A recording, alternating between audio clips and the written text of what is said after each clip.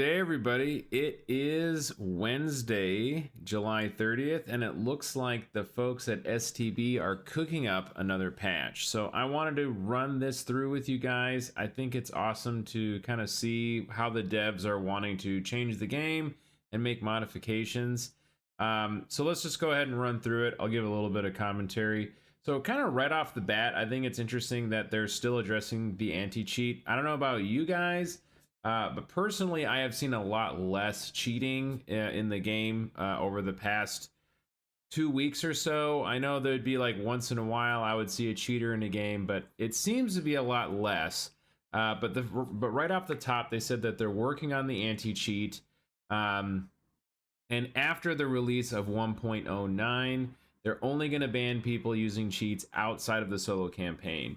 So this allows us to reduce the number of appeals and focus on multiplayer cheating. I think that's pretty good. You know, obviously I think cheats are kind of stupid, but if you want to cheat in single player, who cares? You're not affecting anyone else's game.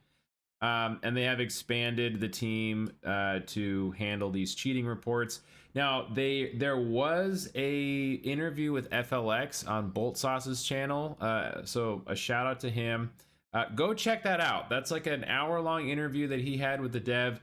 Their team is only about 20 people, so I think that's pretty cool. Small team able to do a game like this. So they've added more people specifically to handle the cheating. So they have reported that over 5,000 people have been banned, which again, I think it shows. I do know that there are a lot less of the cheaters kind of out there, and hopefully they've kind of moved on to other games. So now kind of moving along, lever penalty and surrender. So I think this is actually, you know, it is a cool option versus just people leaving the game. I think I've seen this before in other games, and you guys kind of let me know in the comments what you think is the best way they should handle this cheating idea, or sorry, not the cheating, how they should handle this lever idea. I know in games like in Company of Heroes 3, for example, if you know you'd get a guy who, let's say, had a bad opener or his lane is getting pushed in, the mindset seems to feel the same to me, right? Where they'll, you know, vote to surrender at like 3 minutes or 5 minutes, whatever the minimum is, and then if they don't pass the vote to surrender, of course there's a cooldown, and they're just going to keep spam clicking that vote to surrender because they just don't want to be in the game anymore.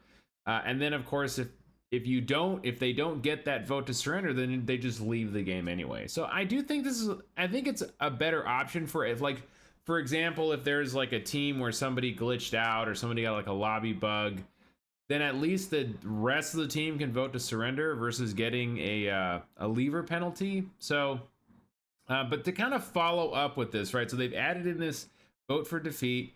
And then what will happen is if they still leave without using a surrender option, there's a penalty, right? So you get this, you have left the previous match and abandoned your teammates. So there is a penalty for them before they can just queue up for another game. So it is trying to combat that whole mentality in general. They've improved the customer support with the ticketing.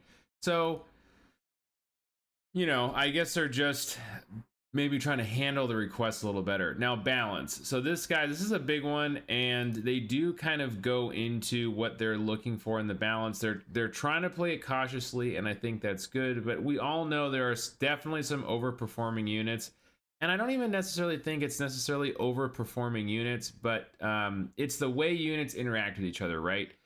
So let's go ahead, and I want to just actually jump right into that. So the balance patch, they're going to reduce the active protection efficiency. And I think what that's trying to say is, you know, so we've all been there as a US player fighting against the, you know, glorious T-15. And, you know, you have a variety of different types of troops that are fighting it. But basically, unless you have like a Ranger Moz team that's just like, just have rapid fire of missiles at it, you know, like if you have 2 or even 3 other infantry squads, well, guess what? Sorry for the Discord pop. If you have 2 or 3 infantry squads that are fighting against a T-15, that cooldown on its APS is enough that you're not doing a lot of damage, and that thing will actually trade against you. Like, God forbid if you only have one, you know, unit fighting against a T-15 or any APS unit for that matter. But the T-15 in particular, it has 4 APS charges and it has a rapid fire autocannon. So it's going to shred whatever it's fighting in a 1v1, and it will actually kill a Ranger's Moz team in a 1v1 if the Moz isn't in the building. So I think what they're maybe trying to look at here is lengthening the duration, I would guess, of the cooldown before you get another APS charge kind of back up. I think that would allow some of that interaction to play a little better. But then I also look at the other way the game is played, you know, with stacking a lot of ATGMs in buildings. So I'm really curious how they're going to balance the other end of this, because if they just make APS like less effective, they don't adjust its cost or anything like that, I think we're going to see the gameplay definitely shift. So anyway, reduction in the active protection system efficiency. We're all speculating on what that could be. A reduction of damage for the incendiary munitions. Now, if you guys know, things like Ognamachiki, Green Berets, Fire Grad, looking at you, Mr. Fire Grad spammer. So these things, the amount of damage they do compared to other units in the game is pretty severe. I mean, if you guys ever fought against a Green Beret Flash or an Ogno or something like that, and you're going building to building with them, they get a few shots in on your building and they're just melting everything inside of it. So usually whenever you're seeing one of them, you're just like, well, time to run away, because my building's going to get lit on fire and I'm going to take massive damage. So they're going to tune that. We'll see who it affects. I don't know. It might just be on the Fire Grad, which would just be an RU nerf, but they might do all of it all together. So various changes to make the Russian coastal troops specialization more attractive.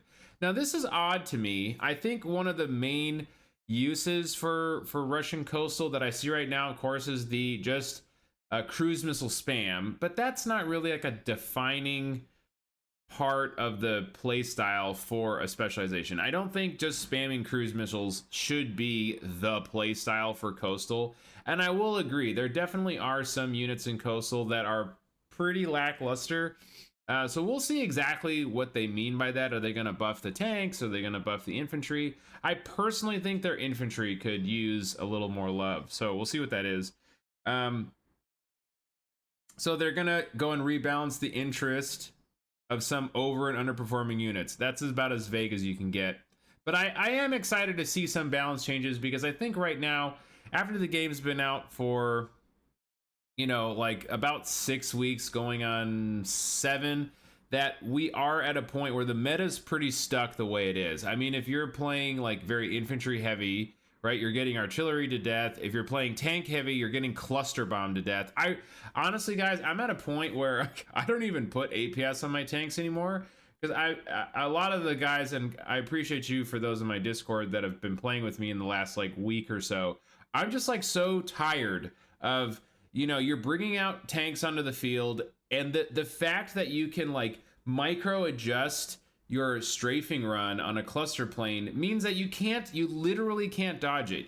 You literally cannot. If a guy has a tank, or sorry, if you have a tank and a guy's flying a cluster plane and he knows how to micro adjust his bombing run, where you just redo the bombing run and you move it a little bit and you move it a little bit and you move it a little bit.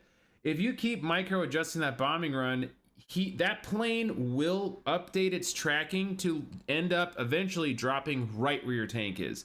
I was in a tournament practice, and shout out to C&D, dude, you showed me the light. That if you just keep doing those micro adjustments, that cluster bomber will drop exactly on top of your tank. I even did so he's basically coming at me like straight on like this, right? And I have my tank here. I see it coming from a mile away, and I'm like I'm like strafing against him this way. And I see him coming in, I'm strafing against him this way, and he just keeps adjusting and tracking with me the whole way, and then he ends up blowing me up. And he did it like 5 times in a row. So it's not like everybody does this. I think that is definitely a high skill type of maneuver.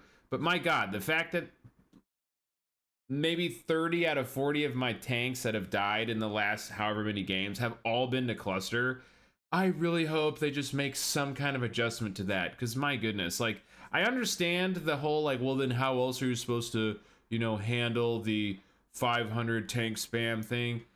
I don't know. But right now, the way it is, I think if they do make an adjustment to APS and they just do something with this whole cluster bombing insanity, I will be very happy to see something like that get an adjustment. Anyway, enough of my rant. So fixed several auto cannons didn't have enough angle to shoot targets located right next to them. Okay, I don't know about, I haven't seen that problem, but I guess it exists. Okay, so fixed vehicles stopped turning their chassis toward the enemy when using some of their weapons. So this is true. If you guys have ever been in a tank fight where you have a tank moving horizontally, like let's say horizontally against another tank across the road, and there are times when you'll tell it to attack another target and his turret will rotate, but the tank won't rotate. So you end up having a situation where unless you manually right click and drag the arrow to tell it to face, that it'll keep its side armor exposed to an enemy tank. That's pretty annoying when it happens, because as you know, you take way more damage. So this would be nice if just tanks could be a little smarter on their own to turn and face an enemy tank if they are engaging with it in a 1v1. So that's cool. So new presentation of the lobby creation pop-up window to better show the different types. Now this is, I mean, this is just quality of life. You used to have to kind of click a drop down. Now when you're creating a lobby, it's just a little more shown. Operation to restart campaign missions. Yes, this is nice, because instead of having to quit the whole thing out and then like it just was a lot of extra clicks and loading screens, so now you can just restart it right away. Okay, then various fixes will provide in the full list from the patch releases. So I know there's one other category that I kind of glossed over, which was, I guess, just their server stability. So we're actually working to improve multiplayer stability and connection. Yeah, so the reliability on reconnection, I think that's definitely something. If you disconnect from a game, even when you restart the client, you still won't get the option to join back in, which is annoying. So I hope they obviously also work on that too in the meantime. But guys, seems like a pretty big balance patch is coming. If they're gonna redo fire, if they're gonna redo how incendiary munitions work, which I just said that, and if they redo APS, I definitely think we're gonna see a shakeup in the meta. Which personally, I think after 6 weeks, I don't know about you, I have almost 280 hours into the game. I'm ready for something to kind of shake up a little bit. But let me know what you think. That is the patch that's coming up. It's probably going to be next week. They usually do these updates and then the patch comes out the week after. So thanks guys for stopping by. It's Jack. We'll catch you on the next one.